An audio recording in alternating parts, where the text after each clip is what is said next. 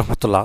সপ্তম শ্রেণীর প্রিয় শিক্ষার্থীরা কেমন আছো? সবাই আশা করি অনেক ভালো আছো। তোমাদের ডিজিটাল প্রযুক্তি বই থেকে 78 নম্বর পৃষ্ঠা থেকে হচ্ছে আজকে আমরা অর্থাৎ শেষ পৃষ্ঠা পর্যন্ত অর্থাৎ যে এই অভিজ্ঞতা শেষ পৃষ্ঠা পর্যন্ত আমরা সমাধান করব। ঠিক আছে, তো অবশ্যই ভিডিওটি শুরু থেকে শেষ পর্যন্ত দেখবা। 78 থেকে 84 নম্বর পৃষ্ঠা পর্যন্ত সমাধান করব। ঠিক আছে, তো যাক এখানে দেখতে পাচ্ছ যে 78 নম্বর পেজে যে এবারে আমরা একইভাবে নিজেদের দলের তৈরি করা প্রবাহচিত্রকে সুডোকুট রূপান্তর করে ফেলি। তো এখন আমাদের কি করতে হবে? একটা সুডোকুট যে অর্থাৎ সেটা কিন্তু রূপান্তর করতে বলা হবে, করতে হবে আর কি প্রবাহচিত্র অনুযায়ী। তো চলো এই অ্যান্সারটা হচ্ছে আমরা এখন দেখে ফেলি। তো এটা হচ্ছে এবারে আমরা একইভাবে নিজেদের দলের তৈরি করা প্রবাহচিত্রকে সুডোকুট রূপান্তর করে ফেলি। তো এইভাবে সুডোকুট তৈরি করতে হবে। শুরু ক ইজিক্যাল টু ক্যামেরা, যদি ক ইজিক্যাল টু হ্যাঁ হয় ময়লা পরিষ্কার করি। ঠিক আছে, এখানে হচ্ছে ব্র্যাকেট দিবা, ফার্স্ট ব্র্যাকেট আর কি, এরপর হচ্ছে শেষ, অন্যথা শেষ। ঠিক আছে, তো এই কথাটুকু জাস্ট হচ্ছে তুমি এখানে লিখে ফেলবা, এইটুকু হচ্ছে তোমাদের শুরু কোড। ঠিক আছে, তো তারপরে হচ্ছে আমরা সেশন সাথে চলে যাই, কাগজ দিয়ে রোবট বানাই। তো এই পর্যায়ে আমাদেরকে একটা কাগজ দিয়ে রোবট বানাতে হবে। তো রোবটটা কিভাবে বানাবা সেটি আমি তোমাদেরকে যেটু দেখাই, যে রোবটটা তোমাদেরকে পছন্দের মতো কাগজের রোবট তৈরি করে ফেলা। তো আমাদের এই যে কাগজগুলো দেওয়া আছে এই কাগজ অনুযায়ী আমাদেরকে কিন্তু অর্থাৎ রোবটগুলো তৈরি করতে হবে, রোবটটা তৈরি করে ফেলতে হবে। ঠিক আছে, এখানে বিভিন্ন রঙের কিন্তু কাগজ দেওয়া আছে।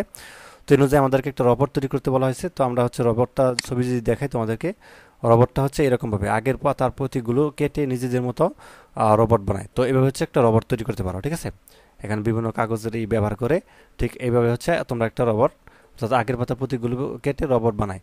তো এইভাবে হচ্ছে তোমরা রোবট তৈরি করতে পারো। ঠিক আছে, তো এই ছিল তোমাদের হচ্ছে বিষয়। এবং তারপরে হচ্ছে আমরা অন্য একটা সেশনে চলে যাব এবং আমাদের হচ্ছে সেশন 8-এ চলে যাই। তো রোবটের শুরু কোড চালাই। তো আমাদেরকে এখন রোবটের যে শুরু কোড সেটা অবশ্যই তোমরা একটু পড়ে নিবা কীভাবে শুরু কোড তৈরি করে। তো এখান থেকে আমাদেরকে হচ্ছে টিক চিহ্ন দিতে বলা হয়েছে, যে কিছু প্রশ্ন করা আছে, যেমন শুরু কোডে দেওয়া প্রতিটি ধাপ অনুসরণ করে কাজটি সফলভাবে সম্পূর্ণ করতে পারলে নিচে ছকে করে ফেলো। ঠিক আছে, তো পুরো শুরু কোড কি বুঝতে পেরেছি? যদি হ্যাঁ হয় হ্যাঁ, না হলে না, অথবা টিক চিহ্ন দিতে পারো। এগুলো হচ্ছে যাচাই, শুরু কোড অনুসারে পুরো কাজ কি করা গেছে। তো চলো এটা হচ্ছে তোমাদের কত নম্বর পেজ? 83 নম্বর পেজের যে সমাধান সেটা এখন আমরা দেখব। তো 83 নম্বর পেজ, হ্যাঁ হলে হ্যাঁ, যেমন শুরু কোড ব্যবহার করতে কি বুঝতে পেরেছো? হ্যাঁ, তো আমরা হ্যাঁ বুঝতে পেরেছি, হ্যাঁ দিলাম।